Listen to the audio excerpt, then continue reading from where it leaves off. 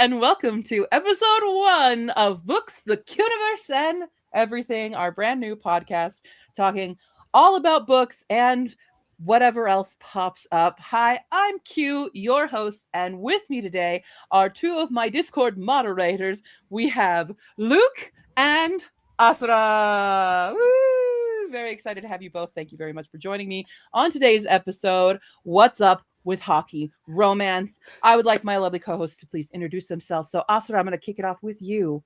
Please introduce yourself. Hi, I'm Asra. I'm an avid reader. Love moderating Q's Discord, and I'm here representing hockey fans. I'm not a hockey expert by any means, but I'm definitely a fan. So I really wanted to throw in my 2 cents on like real world hockey in these insane hockey romance books. And Luke, how about you? I'm Luke. I am here not representing hockey fans. I am representing the romance readers and who know nothing about actual hockey, but is having a great time with hockey romance. I love that. Yeah, hockey romance is definitely swept the romance world by storm, as we found out, and especially as we go into 2026. We've just started the new year. We've got all these new hockey romances. Heated rivalry has taken the kind of media by storm, I think. So it's definitely something very prevalent right now in our new year. But before we start talking about that, since it is the new year, I wanted to talk about some reading resolutions. Did you guys make any resolutions for the new year? I have a couple. I have my basic ones, and then there's like a separate, here's my ones I want to focus on reading. I do so many different like readathons because we all know here, look, we have the hardest reading challenge you'll ever do, which is, I feel like everyone's like, oh, I want to complete Herc-Yed. You know, that's a good reading resolution. I participate in so many others. Like I have r/fantasy. I'm doing a bookish bingo board from hell, which is super fun, and I love doing. I have the buzzword readathon. I have my own Eldritch TBR that I made, if you guys saw in my Litmus videos, all of those. But I think overall, one of my biggest reading resolutions is definitely my NetGalley arcs. And the sheer amount that I have unread and that are way past due. I really want to get my numbers up. I think my ratio right now is like 37%. Not great, but I have like over 200 arcs sitting there. So I definitely am trying to prioritize those. That's one of my biggest reading resolutions, is prioritizing my arcs. Yeah. That sounds like a necessary one for you. Yeah. yeah, it's definitely a big one. It's actually funny because like it's less focused on my physical TBR because I think I have a good amount of books. Like I used to have, you guys know, like over 1,000 books, and with the moves and everything, I had to decrease a lot of that. So now I'm like, okay, this is a decent amount of books. I have like maybe 250 now of physical copies, maybe even less. So I'm like, you know what? We don't have to worry about that. Let's just focus on NetGalley because it's insane. Yeah. And that is insane, and that would stress me out. I have like 20-ish unread arcs, and I feel like that stresses me out. I can't even imagine having triple digit numbers. It's like I started NetGalley in, I want to say the very end of 2023 is when I signed up, and I didn't understand. I thought I would get denied so much, and I would just find random books and be like, yeah, let's request that, and I still have books from that initial request that are sitting there, and that's before they started doing audiobook arcs.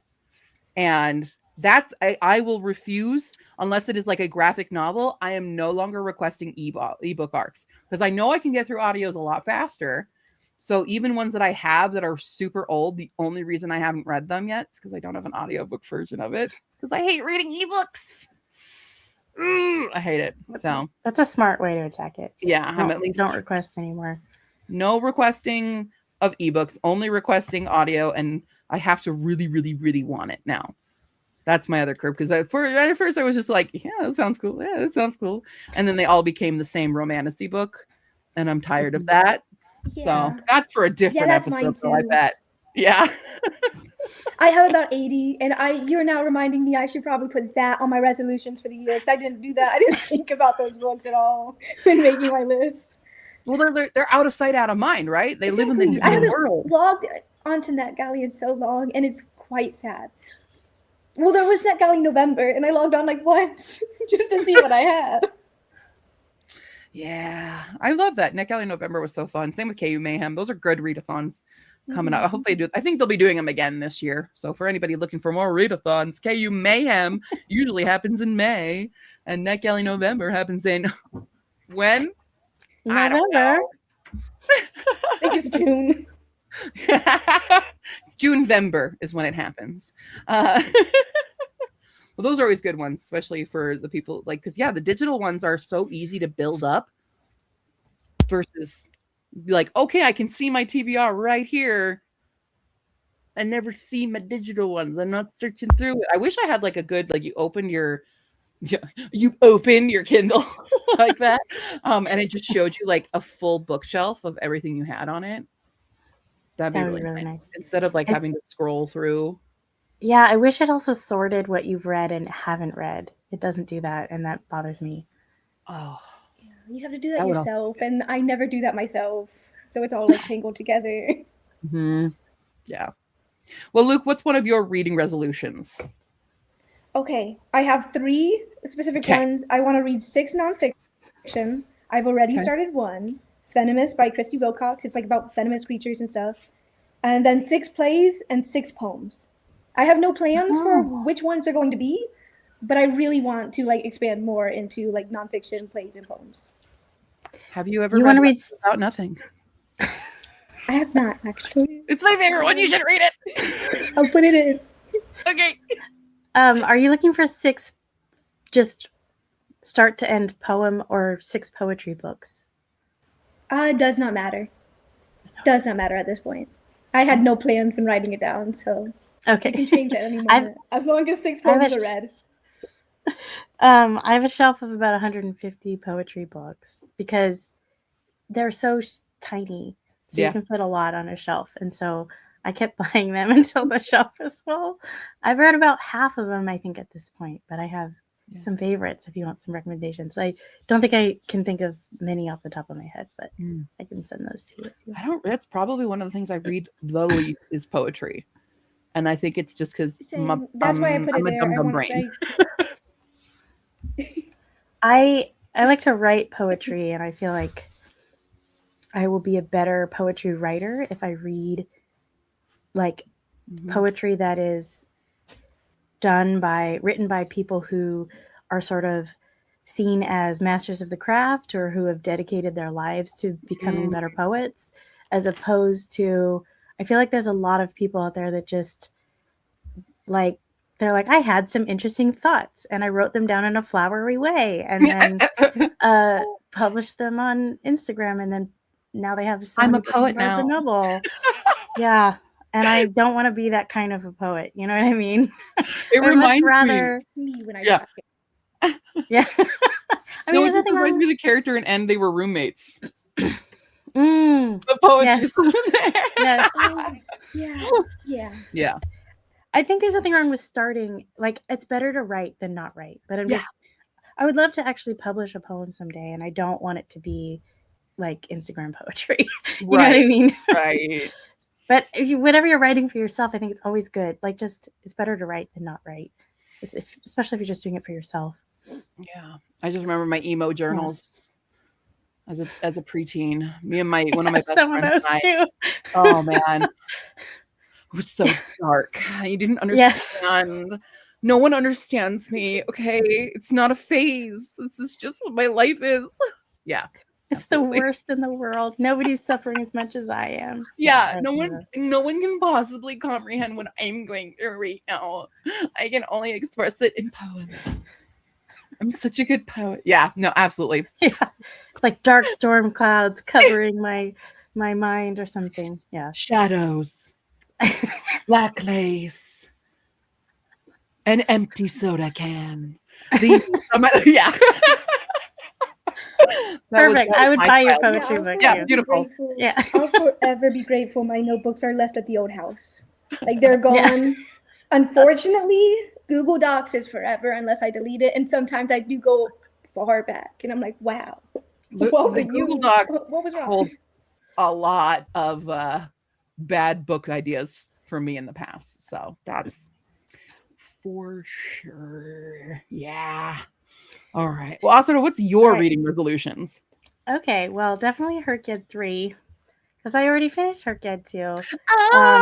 Because it was one of my few reading goals last year, and I like to keep it simple because I really like the freedom of being able to read whatever I'm in the mood for. Mm-hmm. But I really, like, sooner rather than later, would like to reorganize my bookshelves so I can kind of start early in this year with a little bit more of a fresh slate, because I'm getting to that point where my books are all nicely lined up, and then they're like running out of room, so you start squeezing books on top of it. And I'm like, okay, well, clearly the ratio of how many of this type of book versus this type of book that I have has changed. So I might need to rethink. That's what I do. I base my organization system on what can fit on what shelves. Yeah. So if I have 2 shelves worth of fantasy books, then I'll do sort the fantasy books together. But if I have 2 shelves and 5 remaining books of fantasy books, then I'm like, these have to go somewhere else. Maybe these will go in the queer book section or something else. So you just fly me out to hire me to do bookshelf rescue. I miss doing that. That was a good time. I wish I could do like a good HGTV TV show where I just come in and organize people's books. That'd be fun. That would be fun. Yeah. You guys have heard that thing that's like, if you have 1,000 books, it's considered a library. Yeah, which is unfortunately false. It is false. Yeah. It's not true. When I found that out, I was like doing a bunch of research on, is there any criteria for something being a library? And the criteria is that you have a curated selection of books. And that you lend them to people. So there's like a sharing aspect in order to consider it a library. Yeah. But if you don't want to share your books, you can still call it a personal collection. And there's literally no number that is like required. But that whole idea of having a curated selection of books, I was really into that. Like, I feel like we buy books because we're like at the bookstore and we're like, ooh, pretty cover. And then you don't really think about whether or not, or when you're deciding what to unhaul, it's like, I liked it, I didn't like it. And there's nothing wrong with that. But I really liked the idea of like having a collection of poetry books and nature books and LGBTQ books and stuff like that. So that's sort of how I've organized my bookshelves as well, to sort of highlight those categories of books that I want to have a collection of. Yeah. I remember when that was a big thing that everyone would be like, I have 1,000 books, I'm a library. And I'm like, no. Sure. It doesn't hurt anybody to call yourself a library. You can be one. Yeah. Well, I love this. That's good. Yeah. I have one more. My mom is always bringing me free books from her community center. She'll just, every time she visits me, she just brings a couple of bags filled with books. And I don't take all of them because there's a lot of like mass market paperbacks in genres that are not really my cup of tea. Not really like political thrillers. It's not really my thing. Yeah. That sort of thing. You know what I mean? But I still am like, well, maybe these ones. And they slowly build up. And I don't think I've read a single one of them. I have like 60 books that she's given me. And because I didn't pick them out, like they're not really calling to me. So this year I'd like to read at least 15 of them. And I think once I start getting into them and reading a couple of them, I'll get better at deciding whether or not I want to keep what she's bringing me or not. I'll get a better idea of like what to hold on to or get rid of. I can't stand mass market paper books, man. They're so tiny. They're too tiny. The font's too tiny. And then it's like, especially if it's like a thick mass market, it's just pulling it open to read it, or like getting into the spine trying to read the word. That's how I first read the first book in Naomi Novik's Temeraire series. Was I physically read it because I didn't have access to the audiobook yet. And it was a pain. I hated doing it. I love the book. Hated the experience. I think the mass market might be dying though. I think it's definitely. I saw another YouTuber talking about how mass market is disappearing. Especially like you always used to be able to see them like you go into a grocery store and there's their mass markets. Now that section is severely dwindled, and now it's more of the hockey romances on the shelf, all the contemporary romances, but they're full Romantasy. size. So the romances, yeah. Yeah. And then a lot of like there'll be the cookbooks, there'll be the celebrity memoirs, but a lot less of the mass market paperbacks. So there's still a little section, so you'll still get your like the what's her name, the Quinn books. Julia Quinn? Is that what I'm thinking of? Bridgerton. Yeah. Oh, Bridgerton. Yeah. Bridgerton, Julia Quinn, and then you'll have like Nora Roberts. There'll still be like one little shelf of the mass markets, but then they're gone. So I think it's finally dying, even though those aren't cheaper options. Yeah, I was gonna say I don't know if that's entirely a good thing because isn't it accessibility? It's like accessibility, exactly. Yeah, because mass markets are usually like $7.99 or something, or like $10. They're a lot cheaper, but that font size be tiny. I just picked up a mass market of Les Miserables. Oh no! It's 1,400 pages with the tiniest font ever. I'm like, how long would this be? You're gonna need magnifying. You're gonna need a telescope. Okay, listen. I might need a telescope, but I was gonna primarily listen on audio. Okay. But I like being able to read along if I want to. Sure. So I didn't want to spend a lot of money on it. So yeah. No, that's fair. I'm saving. I want, like, when I do classics, I want a fancy copy of it, especially if it's a classic that I love or think I love, but really I just love the musical. So when I want a good copy of Les Mis to have on my shelf, just for that. There's the curating, is if I have my classics, I want nice fancy copies of them. Well, my plan is if I really love the book, I probably will buy a pretty copy and then donate this one to the little free library that's right by my house. That's my new like methodology for buying books now, is I'm trying to just like listen and borrow them from my library first. And if I absolutely love it, then I can buy a copy. Yes. I'm trying to do that. It's not always successful, but I'm trying. So there you go. All right. Well, those are some excellent resolutions, I think. Luke, did you have any more resolutions you needed? I did not. Okay, cool. For a second, I thought you did. Okay, well, our next big resolution of the year is for all of us to just experience this crazy, crazy wave of hockey romance. And why is hockey the sport? It is the number one book subgenre in the sports romances. By far. I've done the research. I looked through NetGalley just to see if this is a continuing trend, because we definitely saw a lot of it in 2025. I wanted to see what's available on NetGalley right now in the sports romance category. And I found just coming up, because NetGalley only goes so far into the future right now, so only can see up till about July 7th, which is my birthday. But that's the first book I found was July 7th with the final score. But there were 10 hockey romances coming out this year. So we had the final score, Love on Ice, Evening the Score, Quite the Pair, Skate It Till You Make It, The Wild Card, Dirty Hit, Suits and Skates, My Fight Song, and On Thin Ice. All of those are coming out this year or have come out in January already. There's 10 of them. For the other genres or the other sports, like there was only 4 tennis, there was 5 football, 3 baseball, 4 soccer, 1 for race car driving, and 1 for lacrosse. That's it. Wild. And then I looked on another website to see of like who else has like a list of upcoming hockey romances. I found 18 more.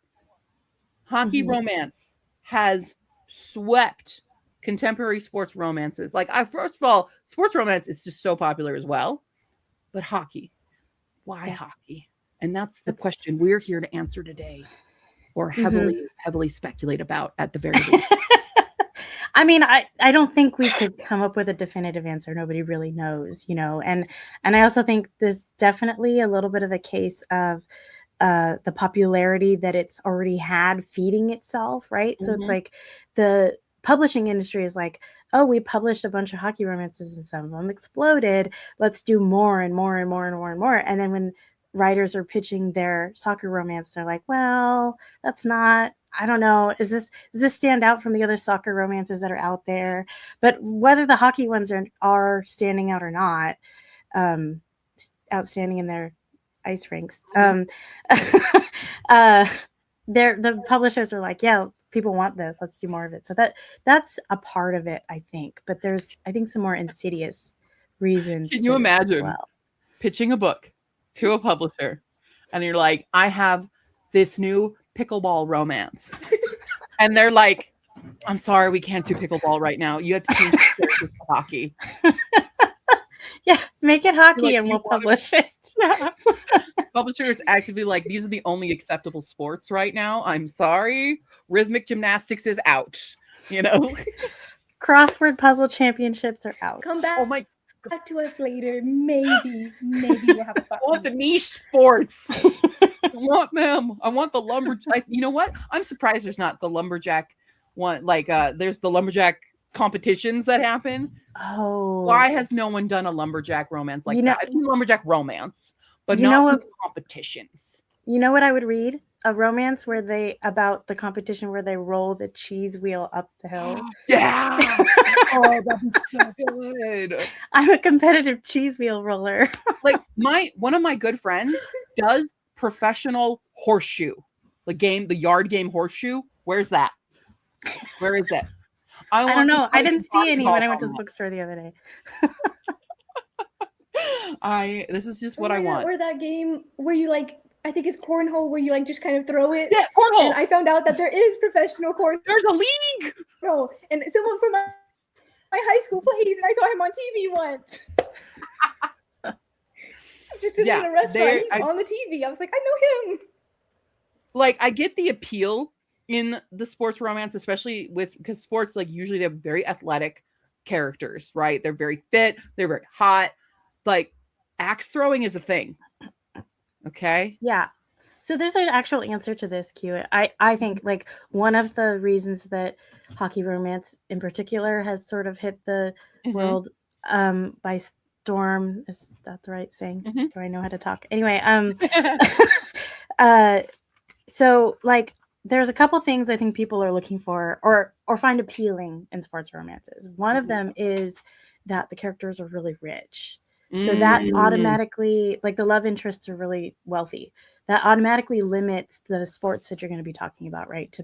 To sports where there's a really high salary for these entertainers, right? Yeah. So that, like, cuts. Yeah, you don't make a lot of money being competitive cornholers. So, although, Luke, if you want to write that story, I would read it. Yeah. But yeah, that's one reason. So that already we narrowed down. I'm dedicated to that guy from my high school. Like, it's because of you. I didn't know this sport existed until I saw you on TV. And then it was love at first sight. No, I'm just kidding. Yeah. I also like, so that plays into like the billionaire romances as well, right? That's a huge market as well, which I can't say. I'm too angry at billionaires to want to read a romance with. You know, at least the professional hockey players are more on millionaire level and not billionaire level. But it's a little bit gross.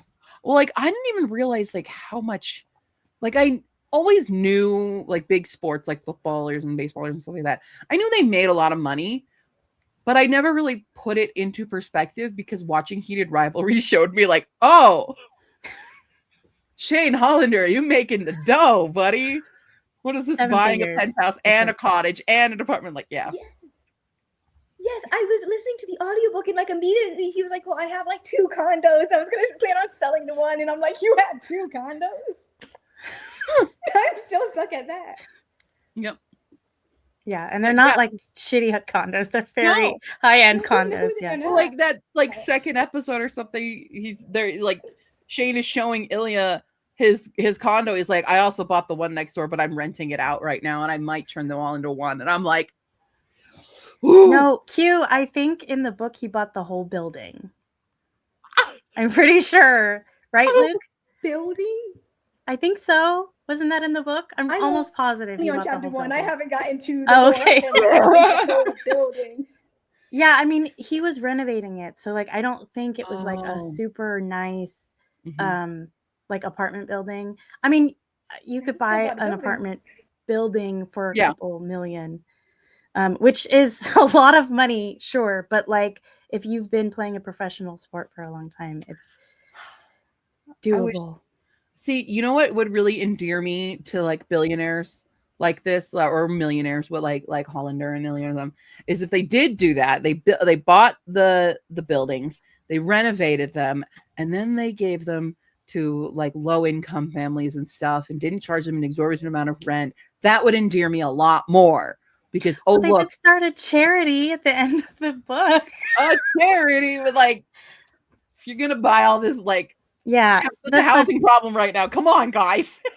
So the other thing about that is the charity is also like a front to show the public that they're close. Exactly. But it's not even like, I mean, then they're like, well, no, I really do care about this cause. But it's almost like an afterthought. Yeah. You know? It is kind of like a little bit. They learned that lesson along the way. They what? They learned that lesson along the way. They learned by the end that they care. Okay. Yeah. It's funny, man. Heated rivalry is so wild. I think that was part of Ilya's character arc. Yeah. Is once he could start talking about his trauma and his past, then he could start caring about doing something to give back or whatever, you know? Well, since we're talking about heated rivalry, I've got opinions. Yeah. I have thoughts. I have a problem with it, and then I have things I love about it. Okay. My problem, and this is like, hi, I'm a very ace person. I hate the first 2 episodes of Heated Rivalry. I hate them.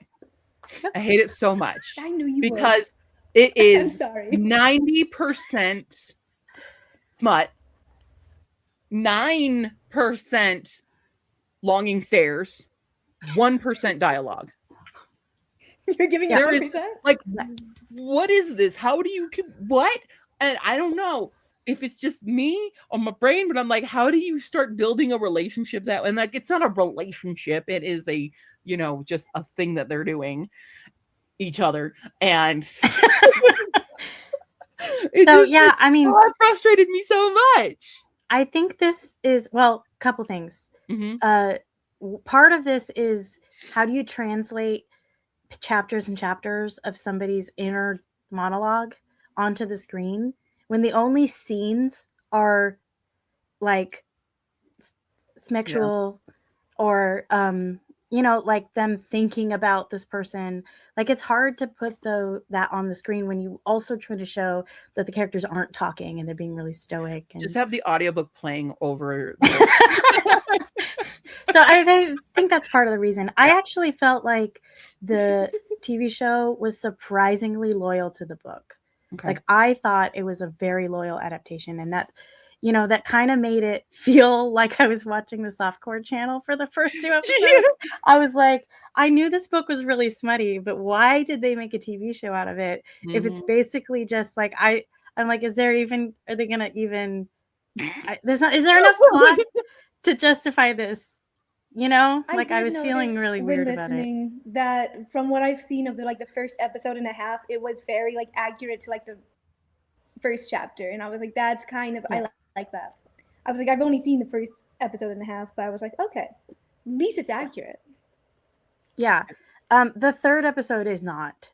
So the third episode covers the Game Changer book, mm-hmm. which is the first book in the series, mm-hmm. and that takes so many creative liberties with this plotline. But I am fine with it because I didn't like that book as much. Oh, and I get that Heated Rivalry wanted to focus on Shane and Ilya and not Kip and Scott, and I think there was a really good reason for that. Yeah, because the first book just wasn't as well written and well developed. It was her debut book. Mm. And so it was a little bit cliche, I think, in a lot of ways, really trope filled. It was a lot about facing homophobia and being in the closet and a lot of the things that we see in queer romance novels all the time. Yeah. And it wasn't what caused the hype. Like heated rivalry is what people got all excited about. Yeah. That book it wasn't quite as cliche. It wasn't quite as many tropes. It was doing some different stuff. So it makes sense to me that that's what they wanted the focus of the show to be. But that moment where Scott comes out was also an important plot point for Shane and Ilya in Heated Rivalry. So I love that they gave us some of the backstory to that too. Yeah. And I think that like the fans probably appreciated it. The other thing is that Shane and Ilya are interesting characters. Like she did such a good job writing them as like real people. And the people who made the show did a phenomenal job casting those two characters. And when I was watching the first 2 episodes of the show, I was like, wow, these actors are perfect for these roles. And I'm so embarrassed for them because they're sort of breakout roles for them. Yeah. And so now they're going to be known for like... Have you seen their interviews? Close-ups of their face when they're like in the midst of...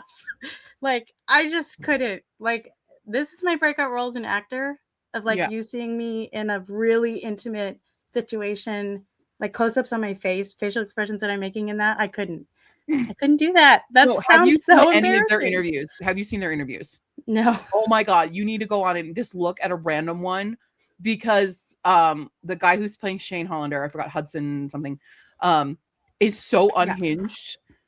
And Hudson Williams, there it is. He's just like, there's a moment where he's like, I am media trained, but I cannot be coached. And it's very obvious. It is so funny to watch them do their interviews together because they're very different from their characters. And it's just so entertaining to see them and their reaction to their show. You know, it's so funny. And I give them mad props for it because this is when you're starring in something like this, that is like, it feels like a very intimate, personal thing. I think you almost have to play into the humor of it.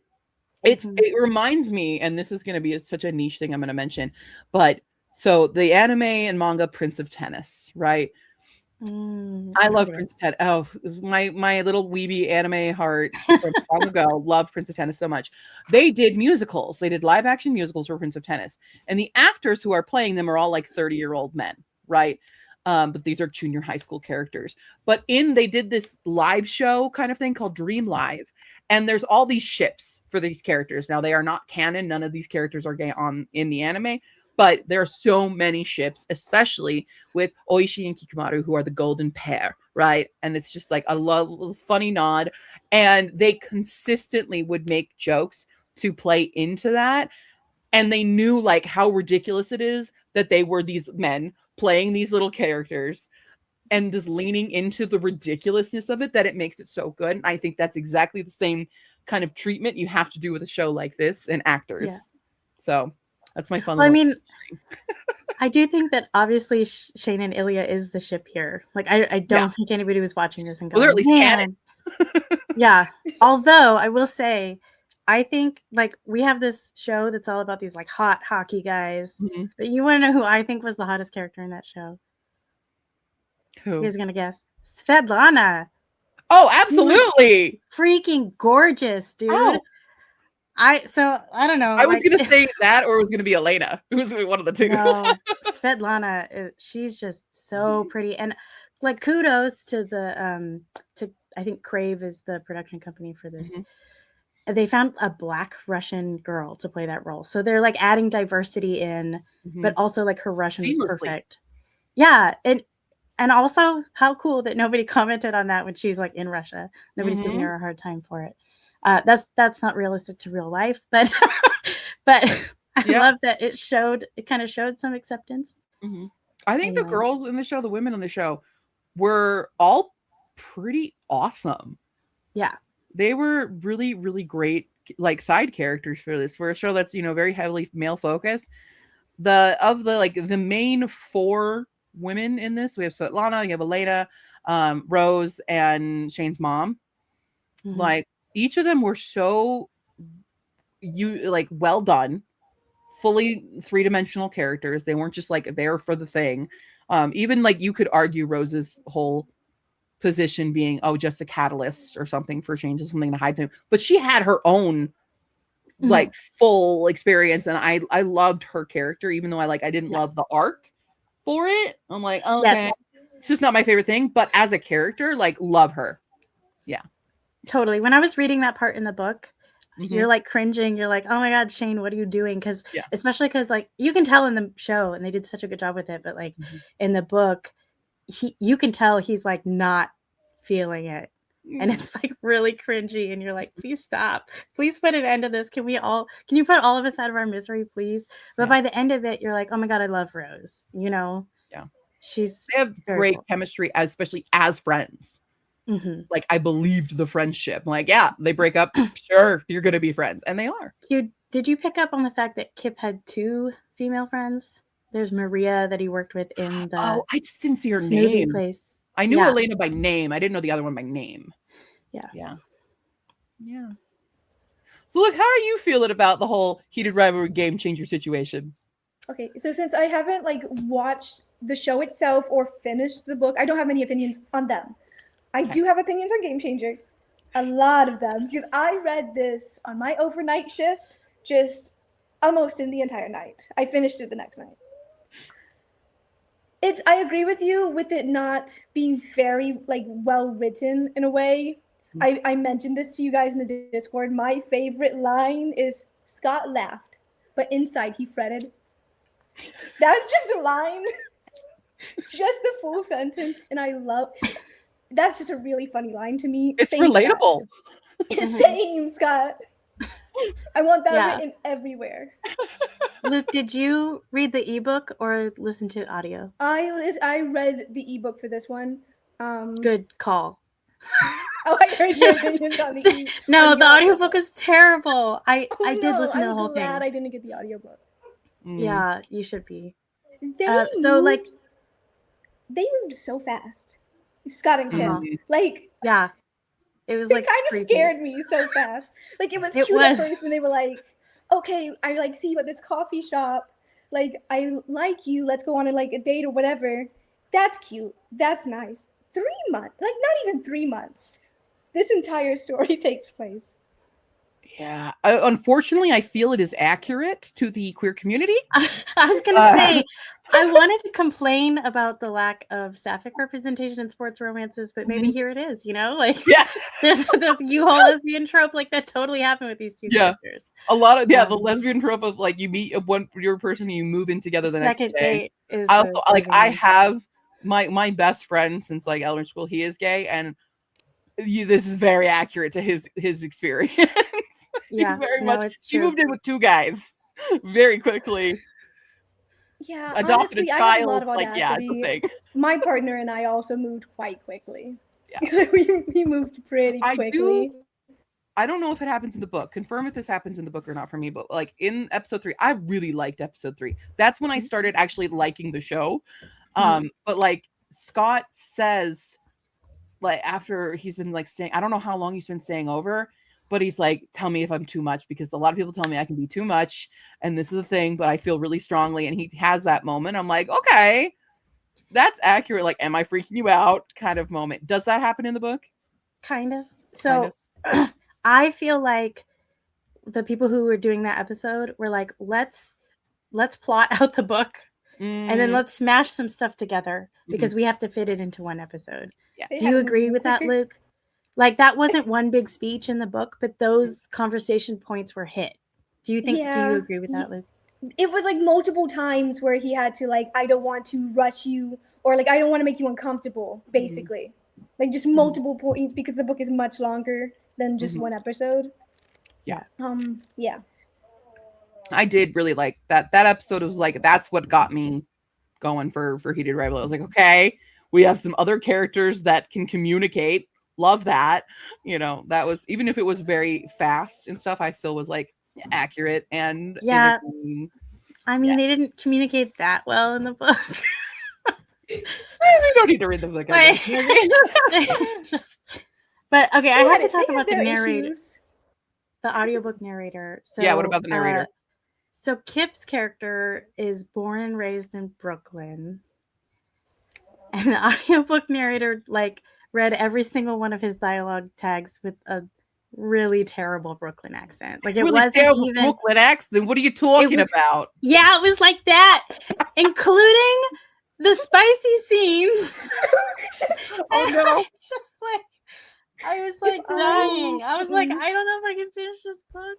No, I would have put it down. Did you listen to Yeah. the entire audiobook? Yeah. The entire audiobook? And he okay, if the audiobook narrator could do a good Brooklyn accent, and especially like a sexy one, because it's supposed to be a sexy book, I don't think I would have had a problem with it. But it sounded Australian half the time. And I was like, what are you even saying? Like, it even took me like the first chapter and a half before they said he was born and raised in Brooklyn. I couldn't even tell what accent he was doing. Oh, no. I was like, where's this guy supposed to be from again?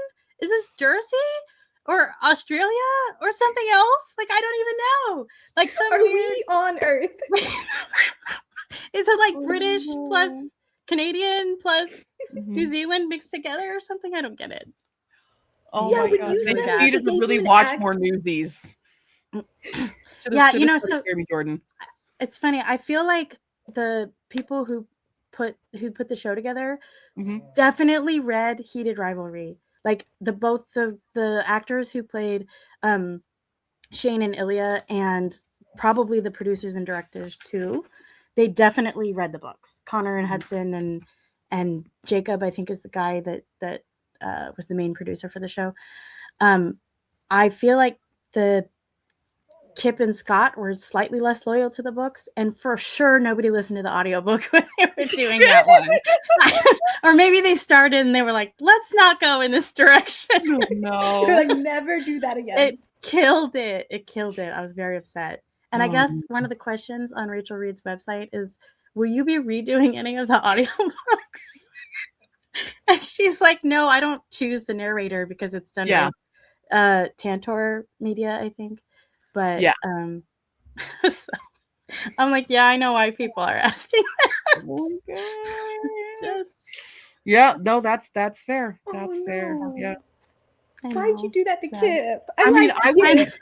I would not had no- doubt that they would pay the actors to read it again, because I've done that for other things where like the TV version, the movie version is so good that they then come out with another edition. I mean, that's more money anyway. That publishers love more money to just do that with. I don't know. I'm wondering about the pay, because now they're like very big and very on demand probably. But I wouldn't doubt them doing a new edition with the actors. So I listened to it again as they didn't have that stupid Brooklyn accent. yeah. Bad one. Like not even well done. Yeah. Unfortunate. Yeah. The audiobooks in just not even just Heated Rivalry or Game Changer or anything, but like I listened, my first hockey romance was I was doing an evaluation of the super hype books. I read Icebreaker by, is it Hannah Grace. Hannah Grace. And I Sorry for you. listened to that in public. Like, not like it was on headphones, but I like, as I do audio narration now. I narrate my own audiobooks. I will never ever write a spicy scene just because I do not want to read that out loud. Right? I mean, props to some of these narrators. I commend every audiobook narrator that has had to read spicy scenes, especially like poorly written ones. Uh-huh. Yes. That all those poor I hope you all got bonuses for that. I feel like I watched an interview from somebody who did audiobook narration, Mm-hmm. and she was saying like, yeah, half the time we don't even know what's in the book before we take the job. And could you imagine? They're like, oh, come to find out, 5 of these characters have accents. I'm not sure if I can do them. There's like 10 smut scenes in this that I really don't want to read, but I already signed the contract. What are you gonna do? You know, like. Can you imagine? Also, like, you get feedback. Like, you record something and then somebody has to listen to it and then tell you what you did wrong. Mhm. When you're like, oh, when they say moaning, I want you to say it like, So we have some notes. You're gonna have to re-record all the spice scenes. all the spicy. Like, Everything I can't. I commend every narrator out there, man. Y'all deserve so much. Round of applause to you guys. Especially if you're doing it with a terrible Brooklyn accent, like no hate on that narrator in the sense of like, I'm sorry that he had to do that. It could have been the direction. It could have been the direction he was given. Like, you need to do a Brooklyn accent. He was like, doing a better one initially, and they were like, no, too good. Yeah. How many other like hockey romance books have you guys read recently? Like, fantastic question. I'm not 100% sure, but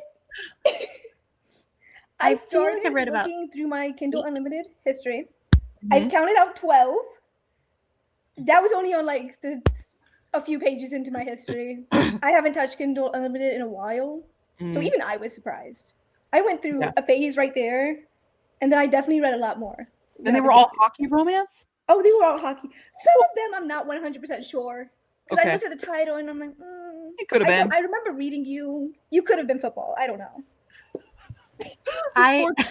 Blend together. Yeah. Unless it said puck in the title, which many of them did. I'm not 100% sure. Yeah, I think I was avoiding them for quite some time. They've been like popular and hyped since like 2016 or something. Really? Yeah, I've been avoiding them for a long time. But then in December, I was trying to read a winter or holiday themed book every day for the month of December. And I didn't want to just read Christmas book after Christmas book after Christmas book after, and then a Hanukkah book and then Christmas, like, which I kind of ended up doing, but I needed to switch it up a little bit, especially because so many of them are romances. And I was like, just Christmas romance for 30 days. I don't think I could do that to myself.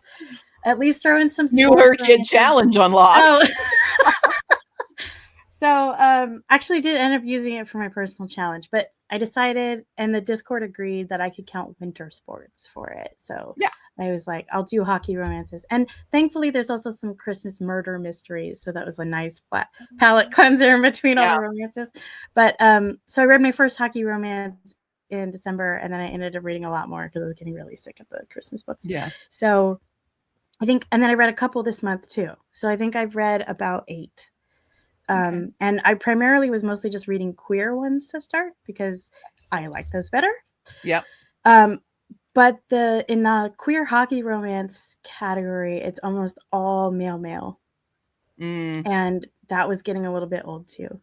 And especially because like, I think one of the other reasons that hockey romances are really appealing to the general public is because of the masculinity, the muscularness, and the like machismo-ness of the guys. Especially in romances. Yeah.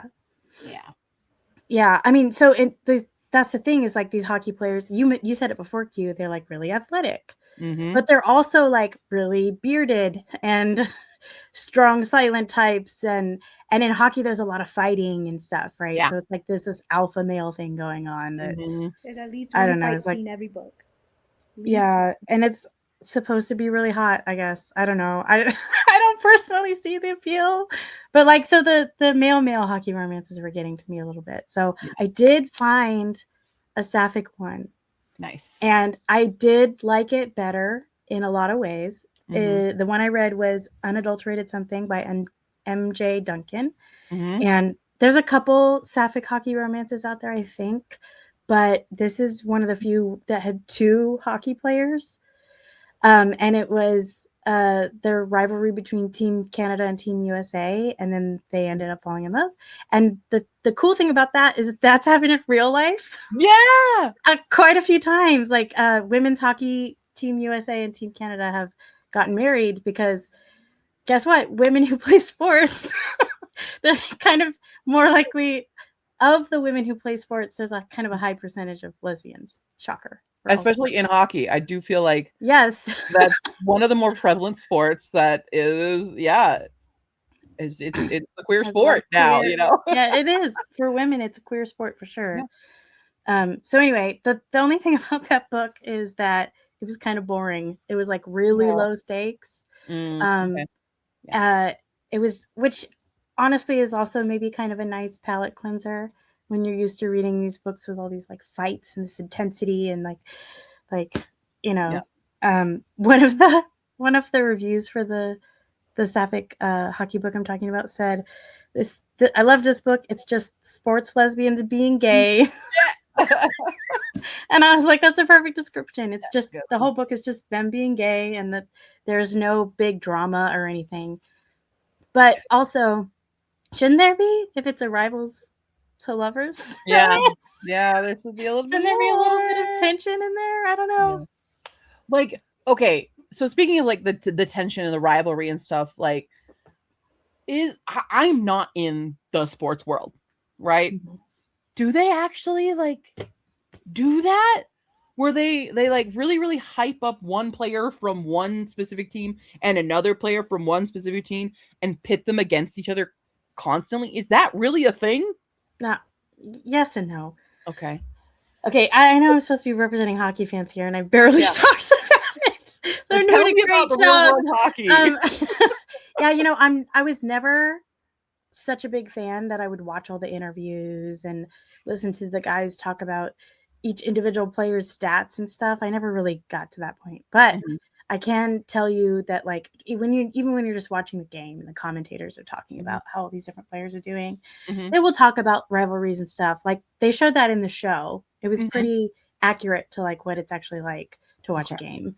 But it's not played up like it is in these books. Well, yeah. Right. They're like way taking it to an extreme. So it's like, I do think that there are sports athletes, professional athletes who are like, damn, that guy keeps outscoring me and I wanted to win MVP. I wanted to beat this record or whatever.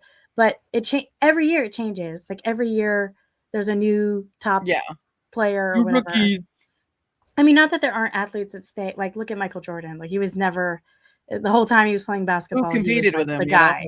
Yeah, like there was no competition. But, like I feel like these romances are really taking a lot of creative license. Yeah, I do have a good friend from college who is like full hockey fan girl. Like, she knows everything about everything. She was super into like college hockey as well.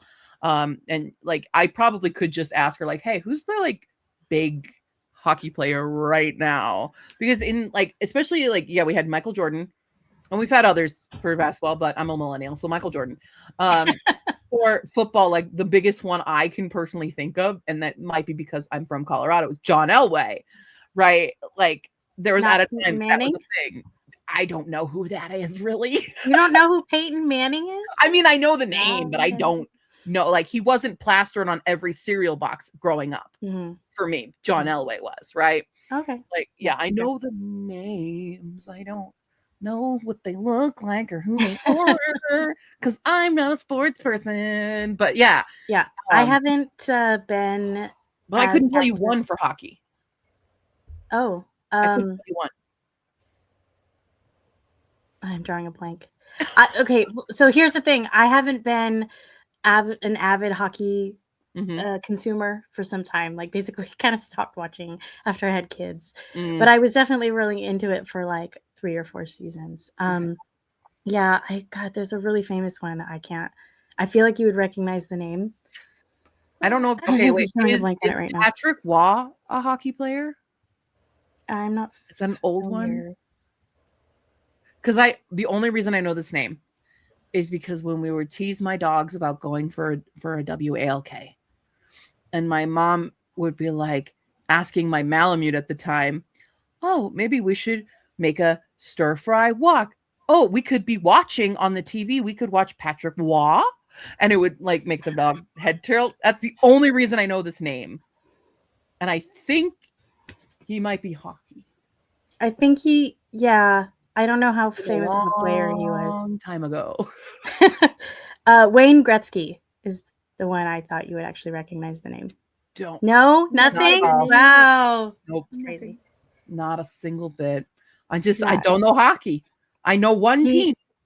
he still holds records, and he hasn't played professional hockey in a long time. I don't know when the last time he was on a team, but he's probably one of the more famous ones. Yeah. I never really got that into following the individual players myself personally. Well, I don't know if this has killed my interest in reading hockey romance. I don't have any that I currently like, oh, I need to read. You know, like when Icebreaker came out, I knew because it was like all over TikTok. I'm like, I'm going to have to make a vlog about it and reading the experience and stuff. I don't have another one that I really want to, other than like Heated Rivalry right now, which like at the time, now I've seen the show. I'm like, I kind of don't want to read the book now. No, you should, to compare them. I don't know. I have to be persuaded. Listen, the audiobook is only like 10 hours, and you can listen to it at like 2 times speed. You'll be through it in like half a day. It's nothing. But I think actually we should make a bet. A bet. So a bet, and we can force each other to read some books this way. Okay. What is the bet? So I think that it's currently hockey season right now. Okay. So we're about halfway through the season, I want to say. I think we should each pick a team, and whoever gets furthest in hopefully to the playoffs, but closest to the cup, I guess we could say, with whoever's team gets the furthest, can force the other two to read some hockey romance. Well, I only know one team, and that's the Colorado Avalanche. So that's what I'll go with. Well, you got really lucky with that because they're one of the best teams. Okay, cool. So that means you might win. I grew up near San Jose, so I have to pick the Sharks, even though it's not very likely that they'll make it to the playoffs. It could be a wild card pick, but they had their time when I was really into hockey. And since then, it's all been downhill. And they've never won the Stanley Cup, sadly. And since I grew up in North Carolina, I'm going to go with the Carolina Hurricanes. I will out myself right now on this podcast. I believed the Charlotte Hornets was a hockey team. Fully was under the impression when I came to you guys and said, yeah, I also know the Charlotte Hornets. I wasn't thinking about the Hurricanes. I had no idea the Hurricanes existed. They both start with H. They do. But I looked up Hornets, Charlotte, and I was like, does that say basketball? You know what's funny? I have a bone to pick with the Avalanche, really. So I used to work in kind of not a carnival, but I worked for kind of like Party City, but we would rent out inflatables and stuff and have those little like kid games and things. And I was always event staff. And I constantly was forced into the face painting. I cannot paint. My sister could, and she also worked at the same place. So anytime they had face painting for any of the events, she would be face painter. But they assumed because I was her sister that I would also be good at this. I'm not. And every freaking child wanted the Avalanche symbol on their cheek. And you know how hard that is to do the proper, like, here's the A, and then they have like the Avalanche snow wrapping around. You know how hard it is to face paint that? Well, right. You can do it now, right? You're like a pro at the logo now. It was always that, and they'd always want the Broncos one too. And like, I made the ugliest looking horses on these poor kids. So many kids went home crying. I'm like, can someone just do a nugget? That'd be easy. I can do Colorado Nugget. Nobody wanted nuggets. Can we talk about how hockey's team names are ridiculous? I mean, yeah, they're pretty bad. What are some ridiculous team names? Well, there's the Montreal Canadiens. That's their team name? Yes. Their mascot is the Canadiens. Wait, wasn't Montreal the team that Shane's on? Okay, yeah. So Heated Rivalry, I think it's a copyright thing. Oh, so they changed it to the Metros? Yeah, so in the books, they actually do play in the NHL. Okay. And they're constantly visiting cities where real hockey teams exist, but never mentioning the names of real teams. So they're like, oh yeah, we're playing in Tampa Bay. I thought they would at least we're playing in San Jose. Yeah. No. So anyway, yeah, none of the teams in the Game Changer series are well, dang, I thought I knew some more teams and now I don't. but they are in real hockey cities. Yeah. That's funny. The Montreal Canadiens. You have to say it like that? Canadiens. Canadiens. Canadiens. Because Like, is it spelled? Oh, Canadiens. Canadiens. Fancy Canadiens. Yeah. There's a Minnesota Wild. Oh, I do know the Wild. Yeah. I do know that. They're just wild. They're just wild. It's wild. I don't know how you depict wild. I mean, there's like the Toronto Maple Leafs, which is, Ooh, yeah, I don't know who's picking these Canadian hockey team names. I don't know who's picking them. Okay. But I like the ones that are more like winter or ocean themed. Yeah, you would think. There's a lot of ocean ones too, like the Seattle Kraken or the San Jose Sharks. Okay, Kraken, great name for a team. Absolutely good. Love that. Yeah. And then there's the Penguins, Pittsburgh Penguins. They're pretty good. And the Ducks. You forget the Ducks. The Ducks. The Anaheim Ducks. Yes. Yeah. I think animals work better. I mean, like, ducks aren't very intimidating. You're telling me the Canadiens aren't intimidating? Okay. I'm shiver me timbers. I'm real scared of them. Yeah, I don't know. There's the Detroit Red Wings, which so team names are supposed to be like intimidating and scary, right? Why is there no like, oh, it's the Los Angeles tax laws or the existential crisis, like those things that are actually scary right now. Thank you for talking all this lovely hockey nonsense with us. I think we've really determined why hockey romance is so dang popular. Feel free to recommend us some hockey romance that one of us will probably have to read with whoever's team doesn't get is first knocked out, or is it the winner? Whoever gets furthest to the playoffs or into the playoffs or wins the Stanley Cup, Okay. Maybe recommend some that we might have to read. Carolina Hurricanes make it. You're reading Pucking Around. That's a gay one, right, Luke? Yes, it's Polly. Okay. It's four of them. Oh, dang. Okay. I might read that anyway. 700 some pages. Real long. You know how many books? I just did the Herkiad stats for the secret prompt with the similar names. So many were named Sin Bin. And I'm like, that's a thing? I didn't know the Sin Bin was a thing. The Sin Bin? Wait, what? You're in the penalty box is apparently called the Sin Bin. Oh. I like that name, actually. Yeah. Okay. Get in the Y'all bin. in the Sin Bin. How dare you punch in the Sin Bin. Speaking of sins and things, we're going to step into another fun segment, roasting our lovely viewers' bookshelves. I asked everybody on our Discord to submit some of their bookshelves for us to roast, or there's a trend on Reddit right now where people are like, tell me if this guy that I'm on a date with is a red flag based on his bookshelf. So we're just going to make some fun assumptions with our viewers, and this is just as a disclaimer, this is all in good fun. We can be horribly, horribly wrong as to who you are as a person, but we're just judging off your books, I have 52 submissions. I had to cut it off because I'm like, I can't keep getting all these. Luke, would you like to pick a random number between 1 and 52? 17. Okay, that's not fair. Okay, well, we have 3 pictures for 17. Sharing here. Oh, there it goes. All right. So this, let me get it a little bigger, is our first pick. We have 3 pictures.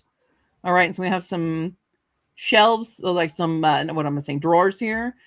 Going in closer, we do have the Tolkien Fellowship of the Ring. We've got some in German. We got a lot of German. What is this? An entire German series. I'm going to go with this person's German for a first assumption. Or they speak German. They speak German. We've got another one. We have some nice candles. And like, I asked this very last minute, so they already had these candles lit, unless they were quickly like, I got to make it look good, Or this photo wasn't taken right when they submitted it. It's just That's the photo fair. they had. This is definitely German because these are absolutely the German versions of Divergent over here, which is interesting that we have Divergent and then we have some Jojo Moyes. This is a Skullduggery Pleasant. Okay, we have very eclectic taste so far from what I'm seeing. And okay, we have some little critters. Why is there a half-naked bust of a man down here? I don't think he's half naked. I think he's fully naked. Naked. It's just It just naked. cuts He's off. just half of his body. Okay. I think it's an anatomy. I think it's an anatomy figurine. Or it's like one of those ones you punch. Maybe. Okay. I love this little spider dude though. That's really cute. Mm-hmm. Definitely a lot more. Oh no. Oh no. The Cassie Claire has appeared. I'm so sorry. I'm gonna know things. But good that it's right by the Reaper, so the Reaper can just reap those right off. If you only find, I feel like if we only find, oh, there's more. I was gonna say if you find one book or series that is like not, you're like, oh, okay, I'm judging you now. You don't know their level of enjoyment of it. You know what I mean? Like they might have bought it thinking they were gonna like it, and then didn't. Right. But if there's a bunch, then you're like, no, this is just your taste. 2 shelves and yeah, and some of them look well read. Yeah. Well, in fairness, if they're in Germany, because I'm assuming Germany right now, there's a lot of German versions, a lot of German titles. Not all the good books are necessarily being translated into German, so it might be accessibility as well, which is fair. But let's just gonna knock those right off the shelf. Okay. You know what? It could also be that the translator for her books is amazing and made the books Maybe better. they made it better. Maybe they're like weird yeah, they're like, I'm just gonna write my own book and say it's because who's gonna know, you know? Yeah. Who's I mean, they have Divergent, which arguably also that's another podcast entirely. I am concerned about the taste that we have here with the Jojo Moyes and stuff as well. And that's only because I know she's the one who did the Me Before You book, and I don't like that movie. Yeah, that book was... This is a okay, so let's assume, what type of person is this? What is their zodiac sign? Oh. What do you think is their zodiac? You know, are they a red flag? Right now, a little bit of red flag for me just because of the selection. To me, it's giving Virgo. I was gonna say Scorpio. I was leaning. I was teetering between Virgo and Scorpio. Yeah. I think Scorpio, we would need a little bit. I don't know. We might just something need a little darker. Yeah. Yeah, you're right. You're right. Yeah. Virgo seems to, but Virgos I think are a little bit too like clean and simple. That's where I was going with this, because these shelves are very curated right here. Like they're organized. There's not a lot of clutter. Like this is the most clutter we have is on this shelf. But there's a little Grim Reaper. And then that's true. Okay, Virgo Sun, Scorpio rising. Yeah, maybe. Or what about like Aries? You got the candles. So that's fire sign, you know, and the candles are lit. That's true. What are these? What are the candles? These are a symbol of something, are they? Or are they just rocking? Oh, I think they're just, I think that's just it. Yeah. Okay. I don't know if it was a symbol of something. At first, I thought it was like a Star Wars thing. Could be that. Just at the first glance. I do love this little guy, though. This little guy right here. I love that. Little guy. Yeah. Okay. Very cute. Well, we assume you're a German Virgo, and you're a very clean person. That's the assumption. Asuna, do you want to pick another one? 42. And the life universe and everything. I mean, and this is Qniverse and everything. 42 looks like my old shelf. This looks like my old backdrop. Oh my gosh. You're just another me in another timeline where I didn't have to sell all my books. Look at all these. Like, you've got I would Heyday to point YAs. out, I do see the Shadowhunters. Bottom, the very bottom on the screenshot. Oh no! Yeah. I recognize the spines because I did have that set. They've got all the Sarah J. Maas. This is a person who I think, unfortunately, you've been influenced quite a lot, and that's okay. But I think you've got such staples of fantasy, for one, because you've got your Sarah J. Maas, you've got your Cassie Clare. I see Hush Hush series over here.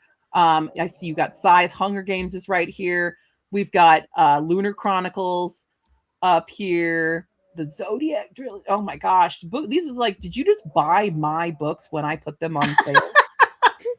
I'm like, those look like you. I love that you have When the Tides Held the Moon. Beautiful. We've got Aragon here, Fireborn. We do have some Auron, a full box set. I love that. Oh, and Fruits Basket. Which one? Fruits Basket in the center. Fruits Basket, in the manga section. Yep. Yep, right there. We've got you. Varian? I don't know that one. Oh, we've got Magical Girl Retires. Isn't that Magical Girl Retires? And there's Sailor Moon. That's Sailor Moon. If you're a weeb. And yeah, I love the manga selection. Oh my god, wait, I had these. Wait, did you literally buy these from me? I sold these. I had these. I still have my Shiten though. I didn't want to give up my Shiten though. But I did have those. Oh, the fairies book. Wait, I used to have this book. Oh, you have fancy versions of Emily Wilde. We're only on the first picture. This person submitted 5 pictures, by the way. Percy Jackson all up here. Wow. Like, look at you those. are the staple of like a YouTube reader. Are you? I feel like you're an author. You're not a booktuber. I feel like you're a booktuber as well. Because booktubers have the IKEA Billy bookcases. That's what these are. You've got them in the corner formation as well. So that's a good backdrop. Like, absolutely. Let's see. Oh, this is just focusing more on this. What's down here? What do we got? What do we got? Avatar books. Absolutely. Beautiful. I love My Little Pony. I love the mugs. Okay. We have the John Wood. We have some adult fantasy up here. I do see it's like heavily YA. This feels like it's my shelf from like 2-3 years ago. Okay, we're focusing. We've got focus. We've seen these. Okay. A little bit more there. Beautiful. Yeah. I mean, it's aesthetically very pleasing. They're a Cancer. Yeah, they're a Cancer. Absolutely, they're a Cancer. Because they're me from like 2 years ago. Yeah, but not just that. It's like, there's an aesthetic going here, so there's like this I spent a lot of time in my home thing going on. And it's I also feel like, romance. Yeah, and liking like the traditional popular stuff too, I think is another, You've heard like, I think a lot of this person's reading has been based off of what other people have said, like, oh, you haven't read this, you need to read this. And those people are reading the popular things that they're seeing. But at their time, not necessarily like right now, obviously, but like they've built their library and they have not let go of a single book type of person. And that's okay. Especially with like, they've got the Auron, they've got the Fruits Basket, they've got the Sailor Moon, like that is Cancer anime. Yes, it is 100% Cancer anime. Yeah. Yeah. Luke, what are you feeling? Yeah, I'm just gonna agree with Cancer. Yeah, absolutely. I like their selection. I like what we have going on. I love it. I literally just looks like, did you move into my old apartment? Did you? Are you living in my old apartment? Did you find out where I used to live and steal all of my stuff? That's what it's giving. I love it though. Like, we can be friends. Easily, this person and I would get along as long as you got rid of the Sarah J. Maas and the Cassandra Clare, then we're best friends. That's exactly. I see so much of like my books on here that like I love and adore. Like, yeah. Also, like, okay, wait. Now, because they love Sailor Moon, which Sailor Scout is this person? Sailor Moon. They're a Cancer. I mean, yes, but are they though? Are they Sailor Moon? Because right now, they might be Sailor Venus. I was going to say I was leaning Venus, and I was also leaning Neptune a bit because they're a very romantic person. Yeah, It's I clearly could they're see a that. romantic person. So I was leaning. I still feel like it's Venus because Yeah. Venus has a little bit of romance too, but she's Yeah. also I mean, she like is of love and like yeah, that's her whole thing. a Beauty little bit and of fun in there. Yeah. yeah. I did initially think Venus, and then I had to think. So I'm like, what about the outer sensu? Even though we have a Jupiter and a Mars over here, but I don't know if it cut off. But I don't know. Confirm if this is Maybe your shelf, because this is all anonymous. How right are we? Okay. Well, we are getting into the end of our lovely podcast here. But before we go, we got to talk about what's coming up. You know, what's going down. So we need to talk about our lovely new releases coming forward. I'm going to need Oswald because you seem to have quite a few new releases you wanted to talk about. Yeah. So Okay. because this is the podcast where we're like, what's up with hockey romance? We have to talk about the hockey romance that's coming out in February. Yeah. So I really like this. One of the things that we didn't really touch on that much when we were talking about why is hockey romance so popular is the sort of race issues with the sport. So I'm hoping that that's not a reason why it's really popular, but it's very likely that because a high percentage of hockey players are white, that has something to do with its popularity. But this book is breaking that mold in more ways than one because the female love interest is the hockey player in this one, and the male love interest is a photographer, so he's not even a hockey player. And it's also the couple is a couple of color, so it's really cool to see that representation in books and genres that are overly whitewashed. So I might actually want to read this, even though it's heterosexual, which is not usually my thing. I still might want to read it. We got to read the tagline here. Here is: the weather might be icy, but the tension is red hot in this fake dating hockey rom-com from the author of Let the Games Begin, which is probably another one. Yeah. I love that. Okay. Moving on to your next pick, we have. This is I really love nature books. It's one of the categories that I've curated in my personal library. And this just seems really sweet and gentle and nonfiction memoir about owls and nature and stuff. So I'm totally keen to read that. This is the kind of thing I like to read like before I go to sleep to kind of put my mind at rest and help me relax. You know. Do you love the art of this one? This one? I know, isn't it gorgeous? Edition? Yeah. Must be a new edition. Sorry, let me get to that one so I know what time it is. Okay. So this one's also coming out February 3rd. I realized I didn't say how long. Also, February 3rd is skated till you make it. So probably should say when these books are coming out. You know, might help. You also picked This Book Made Me Think of You. Yeah. Long title here. 7 words in this title. This is, I'm not always a fan of like literary stuff, but this feels like it straddles like literary contemporary. So it seems like it might be not too literary, you know, just like a touch of literary, but it just seems really sweet. It sounds cozy. It's like about this girl who's, I think her husband or fiance or somebody passes away, but he like pre-ordered her a bunch of books. And so she like reads through the books as they come in each month or whatever. And it's like her dealing with her grief, which is, I do like reading books about grief as long as they're not, this feels like a cozy take on let's talk about grief. Okay. And being a reader. So it just seems like a fun. Okay. This is published by Berkeley, but I do say there is a typo in this tagline. 12 stories, 12 months, once chance to heal her heart. So this just goes to show people that it's not just self-pub books that have mistakes in them. It's traditional ones too. Yep. That's funny. All right. And then you also had one more. Yeah. To fill another spot on my queer bookshelf. I don't read enough sapphic books. There's just way too many romances out there. And I feel like I'm in the mood for one again. I haven't read a sapphic one in a minute, and this one's about to come out on the 24th of February. It does say it's number 4 in a series. I'm assuming these ones are like the companions where you can read them. Yeah, I'm pretty sure it's one of those, like, you don't have to read them in order. That happens a lot with romance.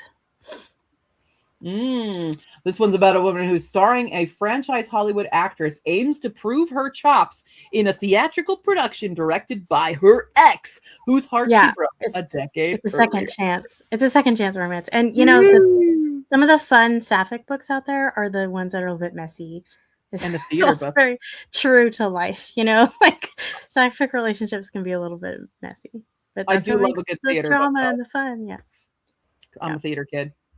I love it. Well, Luke, you also submitted a new release coming out. Tell us about yours. It just looks really cute. I was looking through a list of February releases. I'll be honest, I was looking through the story graph for Herkia. And I was like, fantastic. There was over 117 books. This one caught my eye. Yeah. This looks adorable. I'm the one that put this book on. You are? I am. Thank you. This is the book I read for my Herkia February release. Oh, okay. Awesome. Well, this one also February 3rd. And it's a graphic novel as well. So for graphic novel readers out there, I love that we have a klutzy high schooler striving to learn her grandma's recipes and ends up falling for a no-nonsense classmate whose family owns a restaurant. That's cute. It's super cute. So cute. I love that. Well, I have 2 for you. The first one I have is a sequel to a book that came out last year, which is The Beast We Raise, which is a sequel to The Beast We Bury by D.L. Taylor, which is an excellent fantasy series. Involves magic involving animals. And as you know, I love animals. Animals not treated well, just kind of trigger warnings there on animal abuse. But overall, it handles it so much better. Like, there's a good arc to it, and I love the characters, so I'm very excited to read the sequel. I have the audio arc for it. I'm trying to read it for my February release for Herkia. I still haven't done that yet. But I have that, as well as fancy pretty new book called Queen of Faces by Petra Lord, which also comes out February 3rd.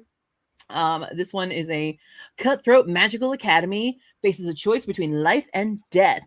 Become an assassin for the enchanted elite, or watch her decaying body draw its last breath, because our main character is trapped in a male body. So it should discuss some like gender identity issues. So it might also go into the queer alphabet prompt in Herkia as well.